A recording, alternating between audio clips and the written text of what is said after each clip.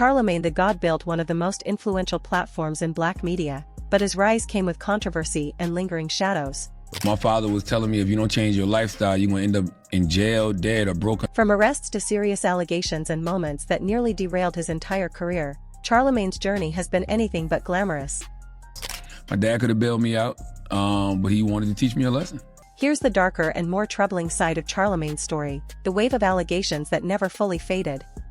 Back in 2001, something happened that had nothing to do with radio success or industry politics, and everything to do with how his story would ultimately be defined. A 15-year-old girl named Jessica Reed alleged that Charlamagne, who was around 22 or 23 at the time, drugged and assaulted her at a party in Charleston, South Carolina. Her account was detailed and specific. She said she was given a spiked drink at a gathering at the Shortstay Naval Recreational Center. Her legs gave out, she collapsed, and later woke up believing she had been assaulted. She went to the hospital, reported the incident to police, and a physical exam showed findings consistent with sexual activity. Charlamagne was arrested on June 22, 2001, and charged with criminal sexual conduct with a minor in the second degree. His version of events was completely different. He claimed he left the party early and had no physical contact with her. DNA testing reportedly found no semen on swabs and no evidentiary value from fingernail scrapings. The charge was eventually dropped. He later accepted a plea deal on a misdemeanor charge of contributing to the delinquency of a minor for providing alcohol and substances, receiving 3 years of probation. On paper the case was closed, but in reality, it was only the beginning. Culture tends to move in cycles, and as Charlamagne built the Breakfast Club into a powerhouse platform throughout the 2010s, interviewing presidents, challenging rappers, and shaping conversations, the bigger his platform became, the more his past started resurfacing like something that was never fully put to rest. In 2015, an old clip from the Brilliant Idiots podcast resurfaced and began circulating online. In the clip, Charlamagne spoke about putting Spanish fly, often described as an aphrodisiac, into a woman's drink and having sex while she was barely coherent. He later clarified the story, saying it involved his wife and that it was consensual, and he apologized for how he described the situation. But the clip, when placed alongside the 2001 case, created a reaction that an apology alone couldn't fully resolve. Then another clip emerged, this time from the Breakfast Club itself. Charlamagne, speaking on his own platform, described the first time he was intimate with his now wife, stating that she had been intoxicated. Me and my wife hung out one Saturday night and she got sloppy drunk and passed out at my mama's house and I got that. He was far from subtle when it came to the details. I mean, she was fucking me back and all that, but she was really drunk. He brought his wife on air, and she stated that the situation was not non-consensual, and then, in a move that felt very on-brand for Charlamagne, he turned around and gave himself his own show's Donkey of the Day for those comments, a segment typically reserved for individuals he publicly calls out or criticizes.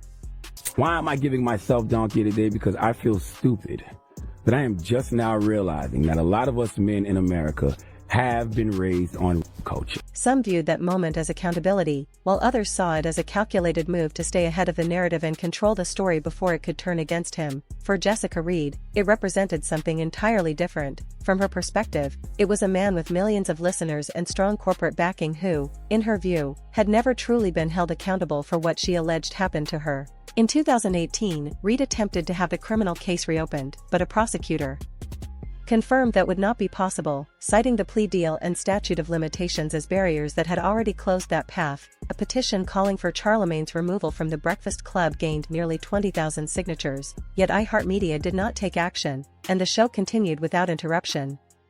In 2022, Reed returned with a civil lawsuit alleging assault and battery. Charlamagne's legal team contested the case at every stage, and in November 2024, a judge ultimately dismissed it based on statute of limitations grounds. More than 2 decades after the alleged incident, it marked a legal victory. His team released a statement emphasizing that he had fully cooperated with authorities and maintained that he would not accept responsibility for an act he insists he did not commit. In the courtroom, Charlamagne prevailed each time, but public opinion often operates under a completely different standard.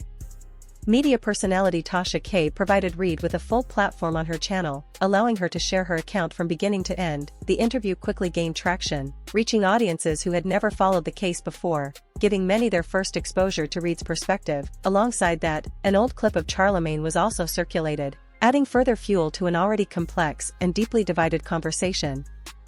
Myrtle Beach, South Carolina. I got this girl real drunk.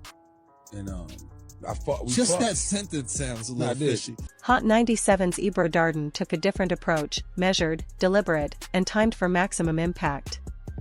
I've mainly left the charges conversation alone with regard to Charlamagne. He had been holding on to the documents for years, carefully selecting the moment to release them for the greatest effect.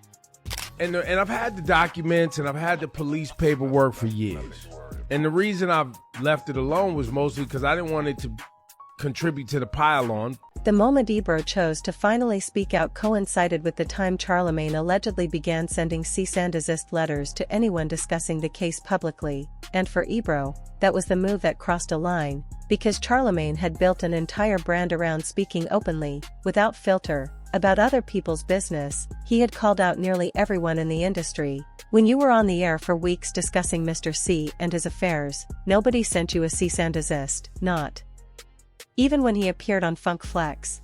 When you was going at Funk Flex for the non-charge that he got with regard to him and his wife, nobody sent you a cease and desist. And now, suddenly, he wanted lawyers involved when the spotlight turned back on him. Ebro described it as the Wendy Williams school of messiness, his point clear: you cannot build an entire career exposing and dissecting other people's lowest moments, and then act surprised when someone decides to do the same to you. You from the Wendy Williams school of the messiness.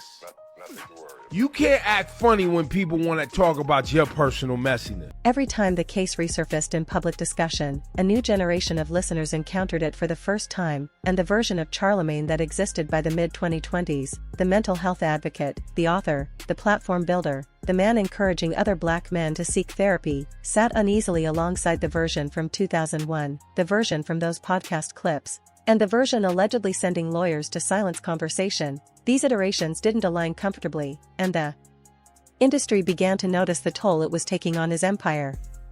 When The Breakfast Club launched in 2010, Charlamagne wasn't stepping into radio as an overnight sensation. He arrived as a man who had already been fired from 4 radio stations across 2 states, who had moved to New York, and worked for Wendy Williams for a year and a half without a paycheck, relying only on a place to stay and the promise that proximity to the platform would eventually pay off. It did eventually, but only after more than a decade of setbacks and resilience. The show now reaches over 8 million listeners every month and is syndicated to more than 100 stations, and in 2020, it was inducted into the Radio Hall of Fame.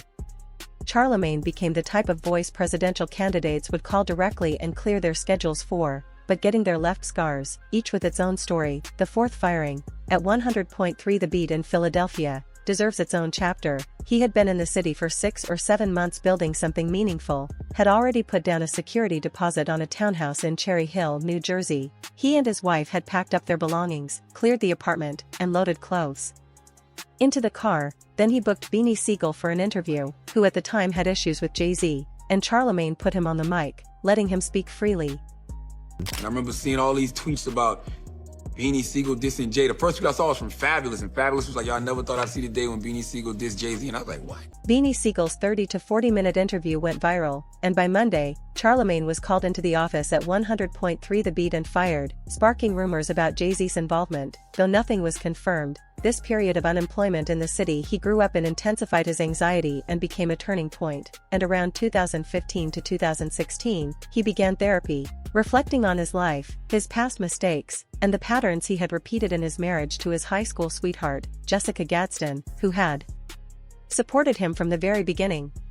Am I really gonna get caught up in this radio, radio star, and I'm putting star in air quotes, lifestyle?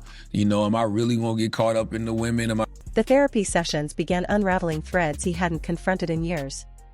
One Thanksgiving week, the same week Charlamagne released his second book, Shook One, and the same week a young cousin tragically completed suicide after 4 attempts, his father called, delivering revelations that completely reframed everything Charlamagne thought he understood about his own upbringing. His father admitted that more than 30 years ago he had attempted to take his own life, had been attending therapy 2 to 3 times a week, and had been on 10 to 12 different medications to manage his mental health. Yet throughout Charlamagne's childhood, none of this had ever been shared, not once. His mother's reaction when Charlamagne brought it up spoke volumes about how much had been concealed in that household.